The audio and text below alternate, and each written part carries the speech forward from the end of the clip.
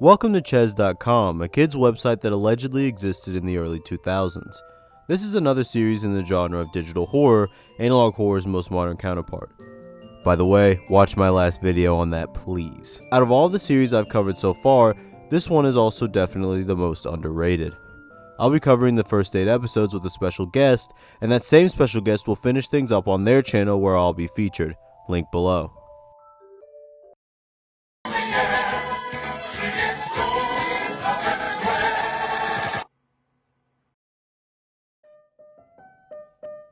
Episode 1 is called ChezzKids Chez.com website discovered footage.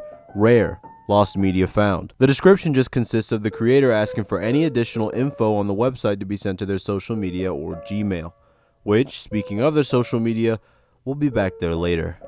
The episode opens up with a framed picture of a woman named Sarah Trills, the creator of ChezzKids. After a bit, it loads into the intro screen of the website where we can see Chester the cat, one of the ChezzKids mascots. After a loading screen, we enter some type of farmland.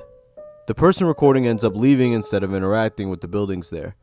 After clicking the middle icon, we're presented another hub screen with a few new faces. These being Lola, Ticking Tim, and Benjamin Bear. We already know Chester the cat, of course. Clicking on Chester should open a selection of games to play, but instead, this happens.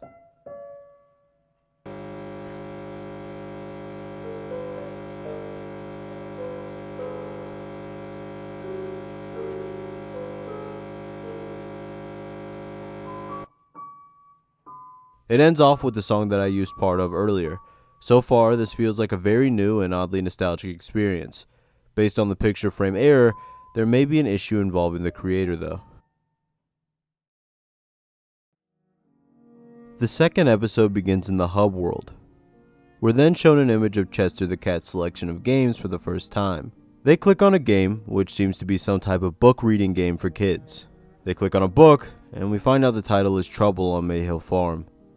In the video, there's no CC or anything, but on the Instagram page, they do offer a transcript to the book. I'll read it now. Way down on the hillside of Marlin, Oregon, lived Harry the red cat. Every day, he tended to his crops and lived a happy life alone from everyone. Harry was happy. Harry was as free as a farm cat. One day, it was hot out and Harry saw his crops were beginning to wilt.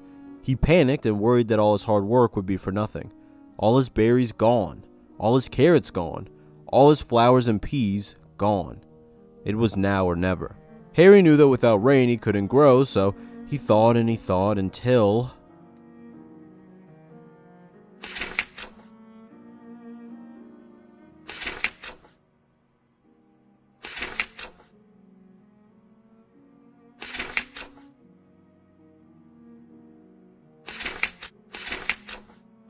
he got an idea.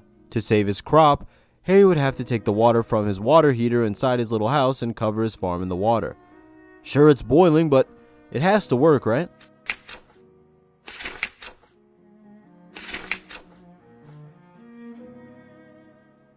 He then walks into the house.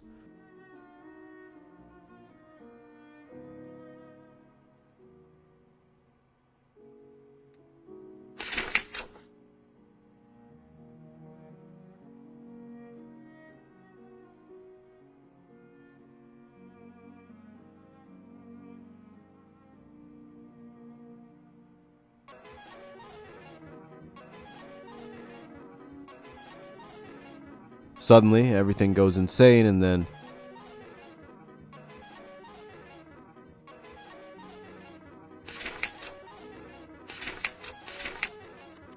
the end. This isn't actually the end of the story though. If you go through the video transcribing this book on their Instagram, you'll notice a paragraph on a screen for a split second. This is clearly a picture from the creator of ChezzKids. We also may have seen a distorted picture of this same creator in the same clip. But we'll get back to them later. They leave the game and the book selection screen. On the game screen this time they select the random button. This causes them to end up in a woods game. Each button leads to a picture. The first is of a kitten. The second is odd. And the third is just creepy. The fourth is a liminal space. Some type of confirmation noise plays non-stop as they exit out of the game. Oh yeah, and take it away, wowman. Sub to him.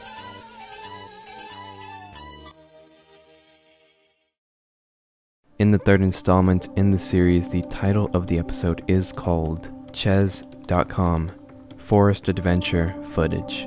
Lost Media found Sarah Trills. ChezzKids Archival Footage. Oh, hi.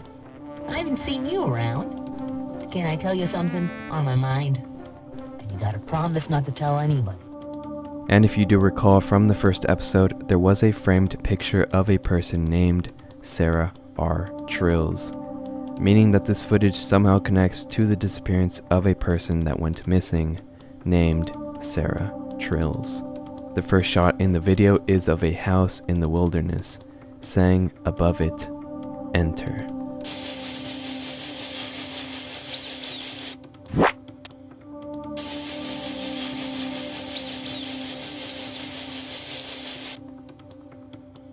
Within the house, we are brought into a room with 3 pictures hung up on the walls. The first being of one of the characters from the website saying, "Forest Adventure." A game called Forest Adventure from the first painting plays out, and a piece of text comes on screen, but the quality of the text is so low it makes it impossible to make out what it says. However, going to the account's Instagram page reveals this very still, and in it, the text is unblurred and reads as follows. "You're wandering alone in the Webster Woods. There are many secrets and treasures to be found. But watch out. Tricksters are known to live in these woods. Click the signs to navigate. Click what's around you to interact. And the help button when you need help." The game begins, and this part of the website is extremely unsettling. Set in the woods in the dead of night, we're given 2 choices, right or left.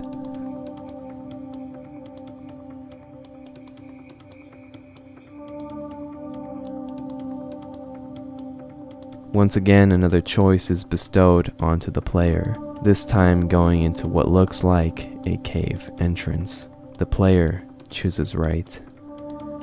Then we are brought to a new part of the woods with a potted flower with a face. And this time there is only one choice, to go right. We are brought into the inside of a cave with 4 signs, surrounded by 5 sets of eyes, hidden within the darkness, all staring at the player, staring at us.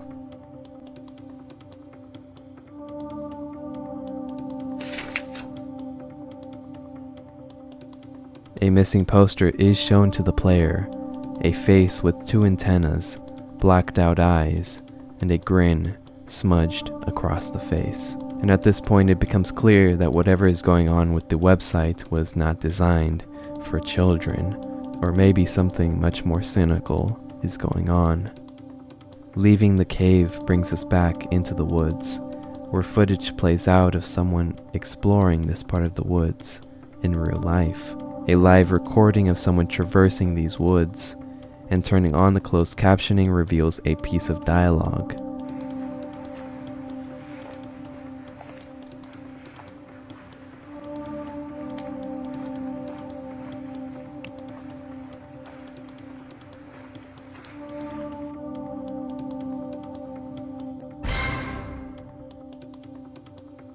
She has to be out here somewhere. Whoever is walking these woods is looking for Sarah Triller. There is room for speculation as to who that person may be, but it is most likely a relative or a partner. Given that this doesn't seem like a police investigator searching for a missing person, the way that they are in the woods alone, rather this more seems like someone desperately searching for a loved one. With no hope in sight, they continue to search, determined to find her, no matter the consequences. The website cuts to an interview of Sarah Triller, and based off of a still shown to us via the account's Instagram, we are shown this: Minds of the Future, Oregon State. Below it, it states, exclusive interview with Sarah R. Trills about new upcoming web project. What inspired you to make a kids website, you and your team? Well, gosh, I'd say it goes back a while. I've always been into coding and making little things for my friends to share around. I've been messing with computers since I was able to type. My dad was a technical engineer, so we did all that stuff early. But, I'd say specifically, Chess.com really isn't just a kid's website. It's an entertainment website. Anyone can enjoy our games. There are probably things in that game that will go over kids' heads, and then things that older people really wouldn't understand. But we wanted to make it something accessible, something fun for everybody. How big is the team working on your website? Well, including me, it's about 6 or 7. I do mostly coding. My friend Ellen Masterson does all the artwork of it. Everyone else helps with coding and music and sound and video and just doing everything they can to make Chez.com stand out, be a good thing. Yeah, thank you. We really give it our all.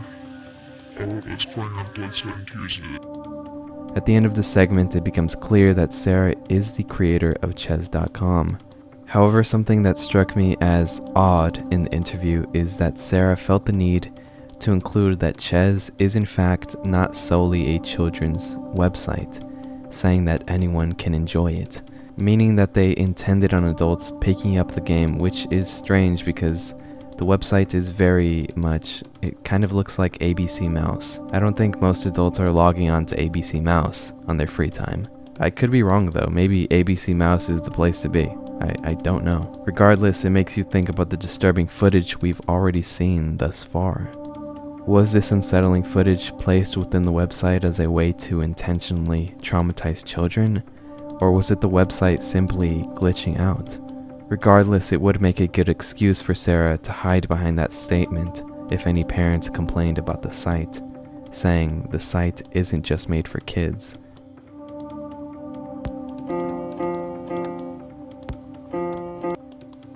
We are then brought back into the game selection screen, and one of the paintings has changed. Previously showing 2 people with a heart above them, now showing 2 people who look like they don't want to be around each other. Upon clicking the painting, it shows the missing poster of Sarah, our Triller, and the song that plays in the background has a lyric that says, "We'll be together, all alone." If the lyric in the song, as well as the significance of the painting, has any correlation to the disappearance of Sarah Triller, it may be possible that Sarah Triller was killed and buried in the woods by a potential partner. Although that may be a bit of a stretch, but one that we can either prove or debunk as we make our way further in the series. Also, huge thank you to Gearsco. It was really cool being here. The 4th video is mostly a recap with some bonus content at the beginning and end. For the first minute or so, we have a section that contains different testimonies or emails from people. These emails are confirming the existence of the website and talking about games that they used to play. The last person, however, says something very interesting. Also, whatever happens to Sarah, hope she's okay. God bless her son. Sarah is of course one of the creators of the ChezzKids Archive and someone whose whereabouts are currently completely unknown. After all of the recap, we have an extra section where we're introduced to the different ChezzKids characters and a kind of eerie song plays in the background.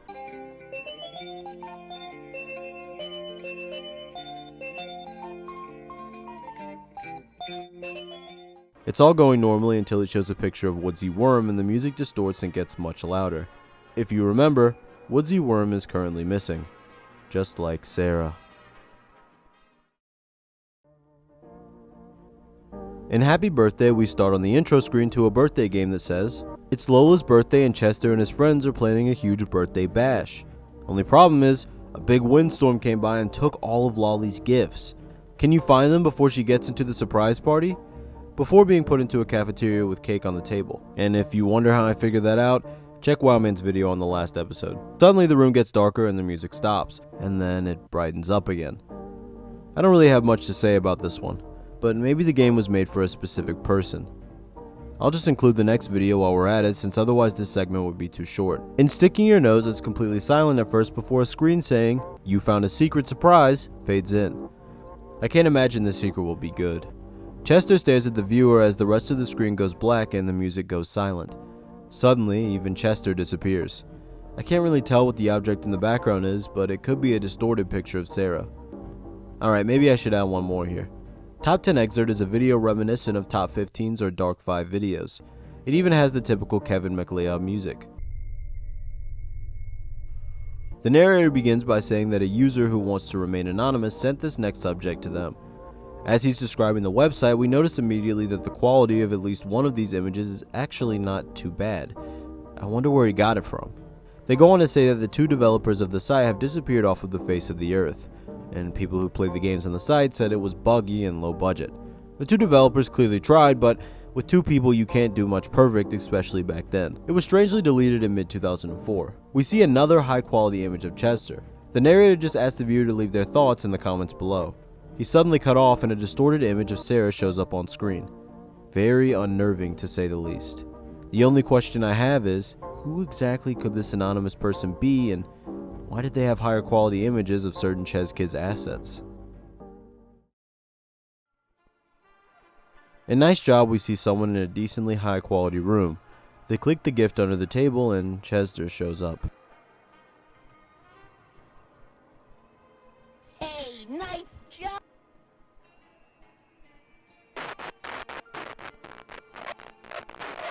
Everything is just distorted and chaotic now. I just wonder what exactly that unavailable photo could have been of. Check out Wowman's video for the rest of the series.